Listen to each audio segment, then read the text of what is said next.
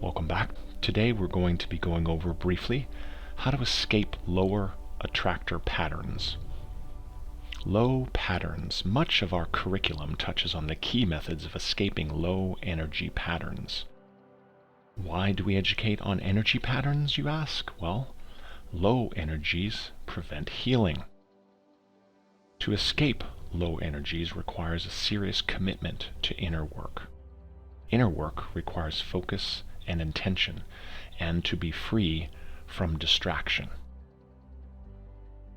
The common distractions of everyday life include social media, politics, glamour, and all forms of narcissism, which is nothing more than focusing on external content constantly.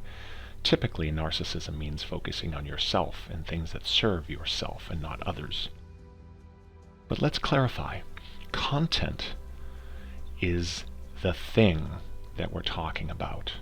Right now, the content is about healing and biological adjustments.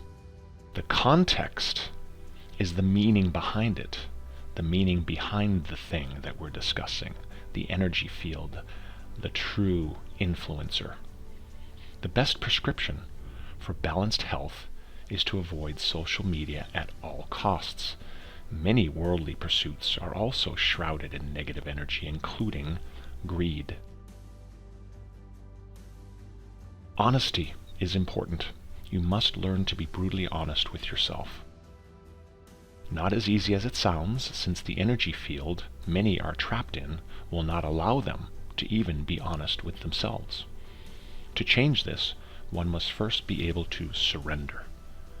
Once you learn to surrender, you open up the pathways to healing attractor patterns, and this is something we focus on. All persons are powerless until they can learn to be honest with themselves. This is no different than the first step in many common 12-step recovery programs. To learn to be honest takes time and a commitment to willingness, which once achieved will open up the energy chakras to more positive energy fields that will begin to flow. This next slide shows the energy chakras of the body, and on the right you can clearly see the energy patterns. Down in the lower energies, we're starting with shame, guilt, apathy, grief, fear, desire, anger, and pride. These are lower attractor patterns. Although pride is much higher than desire, it still is typically a negative influencer. Once you adjust your consciousness to be above pride and start to have more courage, to open your mind to things you've never been exposed to, then you get up into neutrality, where you're starting to learn things you've never learned before about yourself, your body, and your mind. That brings you up to willingness, and then of course acceptance, and then reason, and of course once we gravitate to love, we are in extremely high energy patterns. So what's the payoff from all this? Well, most people are addicts in some way, addicted to negative imagery like violent or horror movies, online gambling, shopping, negative music, drugs, or even pornography. It is not the drug, the food, the sex, or the music that is the primary addiction, but the feeling that it delivers. It's the juice. It's the chemical payoff. This is a biological effect, and the ego attaches itself to this stimulation subconsciously. So it's very important to understand this to begin. Now, how do we change? The prerequisite to success or freedom is the practice of self-regulation. Learning to watch our thoughts and actions. Now, this cannot be done watching what people post on Facebook. That has nothing to do with self-governing. History has noted millions of people who have had rapid and complete changes in consciousness through surrender. And many studies over decades have proven that subjects treated for many addictions had zero success unless they gave up the negative music they were drawn to. So in this case, we're just talking about music alone, which can pull people down or raise people up, depending on the context of the music. What's the message behind the music? Is it about killing cops and evil rap music, or is it about love and compassion and healing? In fact, Dr. John Diamond also proved this with his kinesiological testing, which measures muscle strength or weakness while exposed to music. When exposed to negative stimuli, all subjects, that means all persons studied, muscles will go weak.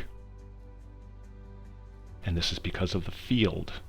We are all surrounded by and influenced by these fields at all times while we live on the planet Earth.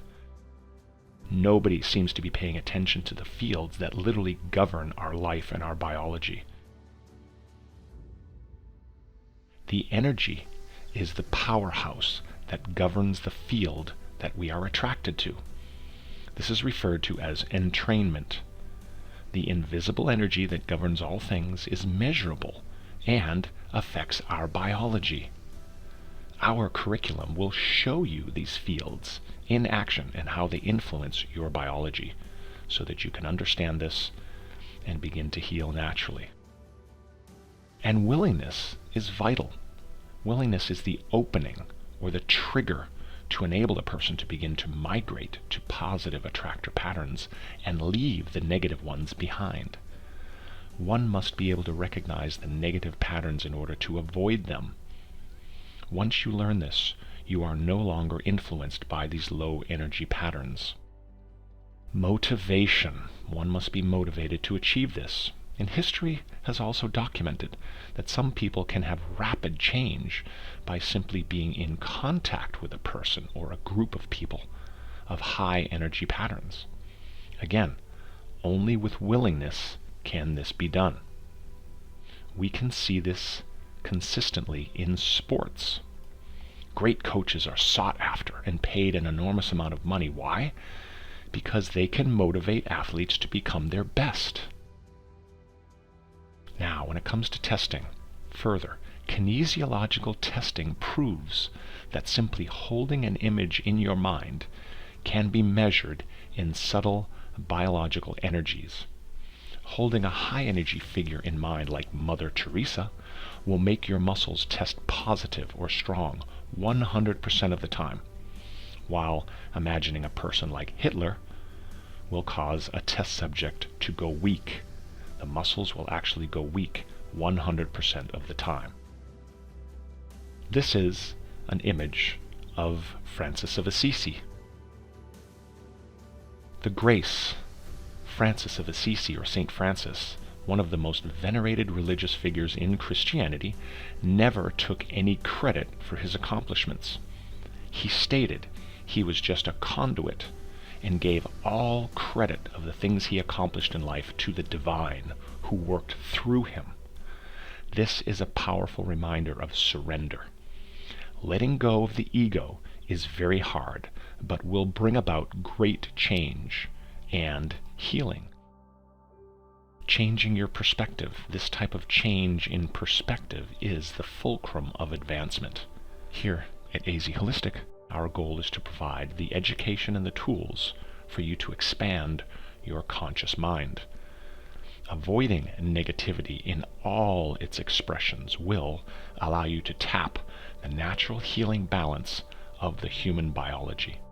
And keep in mind that the intellect and reason has its limits.